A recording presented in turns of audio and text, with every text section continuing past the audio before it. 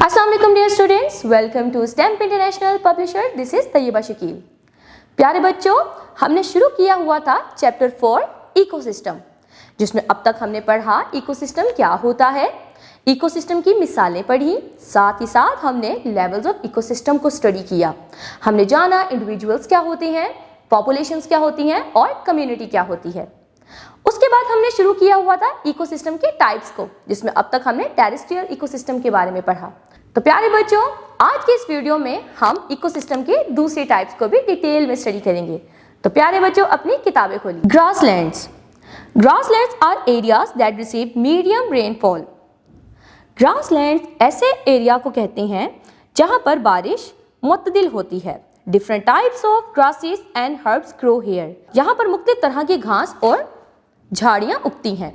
Grasslands are home to many animals. Grassland बहुत से जानवरों का घर होता है। Some live in the soil, some feed on grass, while other eats animals that feed on grass। अब इसमें बहुत सारे जानदार रहते हैं।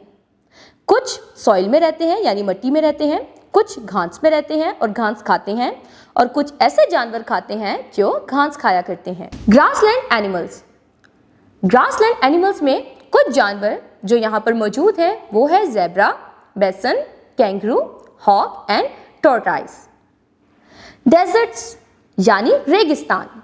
Desserts are dry and sandy regions with very little rainfall. रेगिस्तान ऐसे खुश्क और रेतीले इलाके हैं जहां पर बहुत कम बारिश होती है। Deserts are challenging habitats for plants and animals because these are hot during the day and cold at night। रेगिस्तान बहुत से पौधे और जानवरों के लिए एक चैलेंजिंग हैबिटेट है, मतलब यहाँ पर रहना कोई आसान काम नहीं है। क्यों? क्योंकि दिन के वक्त यहाँ पर बहुत गर्मी होती है और रात को यहाँ पर ठंड होती है। Many desert animals sleep during the day to avoid the heat and become active at night। रेगिस्तानी बहुत से जानवर ऐसे हैं जो कि दिन के वक्त सोते रहते हैं ताकि सूरज की गर्मी की शिद्दत से बचा जाए, और रात को वो एक्टिव होते हैं यानी वो अपने घरों से बाहर निकलते हैं और खाना तलाश करते हैं। Cactus plants can store water and survive for months without rain. Cactus का प्लांट अपनी बॉडी में पानी को स्टोर रखता है और बगैर बारिश के वो काफी महीनों तक सर्वाइव कर पाता है। Desert animals. डेजर्ट एनिमल्स में शामिल है camel, fennec fox, scorpion, rattlesnake and vulture. बच्चों, इन तमाम जानवरों की तस्वीरें आपको इस टाइम स्क्रीन पर दिखाई जा रही हैं। एक्टिविटी।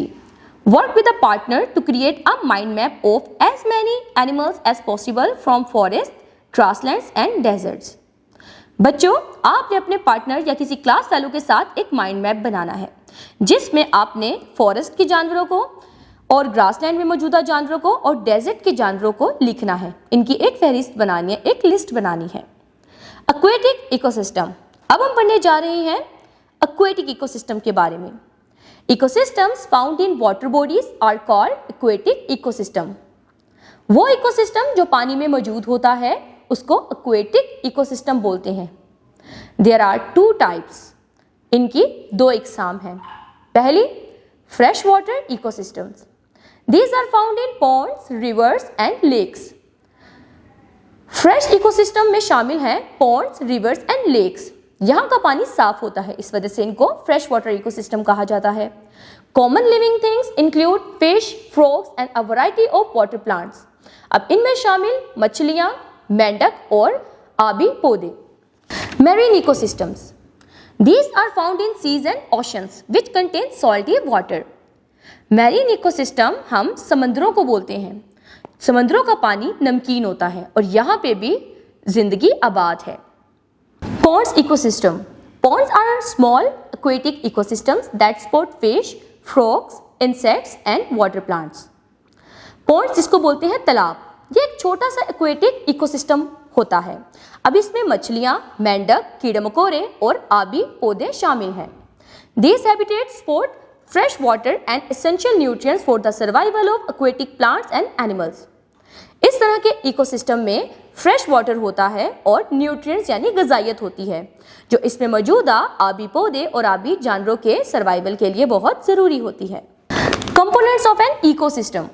इकोसिस्टम के components. An ecosystem has two main components, ecosystem के दो कंपोनेंट्स होते हैं, बायोटिक कंपोनेंट्स और एबायोटिक कंपोनेंट्स। सबसे पहले हम बायोटिक कंपोनेंट्स के बारे में पढ़ते हैं। The living components of an ecosystem are called biotic components. Ecosystem में मौजूदा तमाम जानदार बायोटिक कंपोनेंट्स कहलाते हैं। इनमें शामिल पौधे, जानवर और इंसान हैं। Plants, they produce their own food and are called producers और ऑटोट्रॉफ्स। प्लांट्स अपना खाना खुद बना सकते हैं, इस वजह से इनको हम प्रोड्यूसर्स भी बोलते हैं और ऑटोट्रॉफ्स भी बोलते हैं। ऑटो मीन खुद, ट्रॉफ्स मतलब बनाना, तो ऑटोट्रॉफ्स हो गए खुद बनाने वाले जानदार। Animals and humans, they depend directly और indirectly on plants for food and are called consumers और हेटेरोट्रॉफ्स। जानवर और इंसान डायरेक्टली और इनडायरेक्टली प्लांट्स पर डिपेंड होते हैं खाने के लिए, इस वजह से इनको हम कंज्यूमर्स भी बोलते हैं और हेटेरोट्रॉफ्स भी बोलते हैं। टाइप्स ऑफ कंज्यूमर्स, कंज्यूमर्स की इकसाम। कंज्यूमर दो तरह की होती हैं, एक होते हैं हर्बीवोर्स और एक होते हैं carnivores. Herbivores, plant eaters like deer, giraffes and rabbits. Herbivores ऐसे जानदार होते हैं जो पौधे खाते हैं, इनमें शामिल जिराफा, हिरन और खरगोश। Carnivores, flesh eaters like lion, tigers and some birds that eat fish, rats और रोडेंट्स। कार्निवोर्स ऐसे जानदार होते हैं जो गोश्त खाते हैं, इनको हम गोश्तखोर भी बोलते हैं। इनमें शामिल लायन, टाइगर और परिंदे, ऐसे परिंदे जो मछलियां खाते हैं और चूहे खाते हैं। Pose and think. We know meat eaters are called carnivores and plant eaters are called herbivores. What are animals that eat both plants and animals called? बच्चों, अब तक हमने पढ़ा कि जो गोश्तखोर होते हैं, जो गोश्त खाते हैं, उन्हें कार्निवोर्स बोलते हैं और जो पौधे खाते हैं उनको हर्बीवोर्स बोलते हैं। जरा सोचिए, ऐसे जानदार जो पौधे और जानवर दोनों खाएं उनको क्या बोलते हैं? Scavengers and decomposers. Scavengers, animals like hyenas and vultures, feed on the dead remains of plants and animals. Scavengers ऐसे जानवर होते हैं जो मुर्दा पौधे और मुर्दा जानवर खाते हैं। इनमें हाइनस और वल्चर शामिल है। Decomposers, microorganisms like bacteria break down dead plants and animals. Decomposers micro organisms होते हैं, मतलब ऐसे छोटे छोटे कीड़े मकोड़े जो हमें आम आंख से दिखाई नहीं देते। ये कीड़े मकोड़े जिसको हम बैक्टीरिया भी बोलते हैं, ये मुर्दा प्लांट और मुर्दा एनिमल्स यानी मुर्दा पौधे और मुर्दा जानवरों के कंपोनेंट्स को छोटे छोटे मॉलिक्यूल्स में तब्दील करते हैं। They return nutrients to the soil, help keep the environment clean. अब ये तमाम न्यूट्रिएंट्स को ये वापस सॉइल में भेज देते हैं, ये तमाम ग़िज़ाइयत सॉइल में वापस चली जाती है और इस तरह हमारा माहौल साफ सुथरा रहता है। Abiotic components, abiotic components are non living things in an ecosystem that support life. These include air, water, soil and sunlight. हमारे इकोसिस्टम में मौजूदा ऐसी नॉन लिविंग थिंग्स हैं जो हमारी लाइफ को सपोर्ट करती हैं।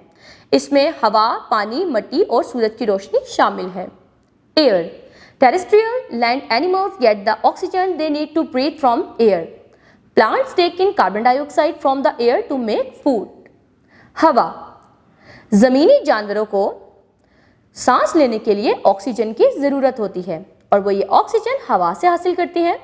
इसी तरह पौधे अपना खाना बनाने के लिए कार्बन डाइऑक्साइड हवा से हासिल करते हैं। वाटर, पानी, all living things need water to survive. तमाम जानदारों को जिंदा रहने के लिए पानी की जरूरत होती है। Plants absorb water from the soil. पौधे जमीन से पानी को एब्जॉर्ब करते हैं यानी जज़ब करते हैं। Animals and humans drink water to stay alive. जानवर और इंसान पानी पीते हैं ताकि जिंदा रह सकें। Aquatic ecosystem, ponds, rivers and lakes contain dissolved oxygen and carbon dioxide, which aquatic plants and animals use for survival. Aquatic ecosystem में मौजूदा तमाम आबी पौधे और आबी जानवर जिंदा रहने के लिए पानी में मौजूदा हलशुदा ऑक्सीजन और कार्बन डाइऑक्साइड का इस्तेमाल करते हैं। सॉइल, मिट्टी। Soil is the top layer of the earth in which plants grow. जमीन के ऊपर जो सबसे ऊपरी लेयर होती है उसको बोलते हैं सॉइल यानी मट्टी, जहां पर पौधे उगते हैं। It contains clay, sand, gravel, rocks and organic matter which provide nutrients to plants. इनमें वो तमाम चीजें शामिल होती हैं जो एक पौधे को ग्रो करने के लिए चाहिए होती हैं। वो तमाम ग़िज़ाइयत इस सॉइल में यानी मट्टी में शामिल होती है। Micro organisms like bacteria live in the soil. बहुत सारे माइक्रो ऑर्गेनिज्म जिनमें शामिल बैक्टीरिया ये मट्टी में रहते हैं।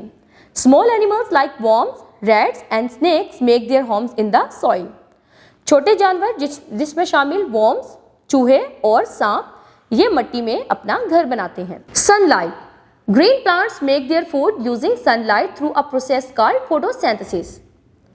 सब्ज पौधे अपना खाना बनाने के लिए सूरज की रोशनी का इस्तेमाल करते हैं और इस अमल को हम बोलते हैं photosynthesis. The sun provides heat and light making life possible on earth. Without the sun earth would be too cold. सूरज हमें हरारत और रोशनी देता है जिसकी वजह से प्लैनेट अर्थ पर लाइफ मुमकिन है। अगर सूरज ना होता तो अर्थ का टेम्परेचर बहुत ठंडा हो जाता। तो प्यारे बच्चों, सबक के इस हिस्से में हमने डेजर्ट के बारे में पढ़ा, हमने एक्वेटिक इकोसिस्टम के बारे में पढ़ा, साथ ही साथ हमने इकोसिस्टम के कंपोनेंट्स को भी डिटेल में पढ़ा। हमने जाना बायोटिक कंपोनेंट्स क्या होते हैं और एबायोटिक कंपोनेंट्स क्या होते हैं। उसके अलावा हमने प्रोड्यूसर्स को स्टडी किया और कंज्यूमर्स को स्टडी किया। उसके अलावा कंज्यूमर्स में भी कार्निवोर्स और हर्बीवोर्स को डिटेल में पढ़ा। तो प्यारे बच्चों, हम अब अगले वीडियो में इकोसिस्टम के बारे में और मजीद जानेंगे। तो अपना बहुत सारा ख्याल रखिए। मिलते हैं अगली वीडियो में। अल्लाह हाफिज।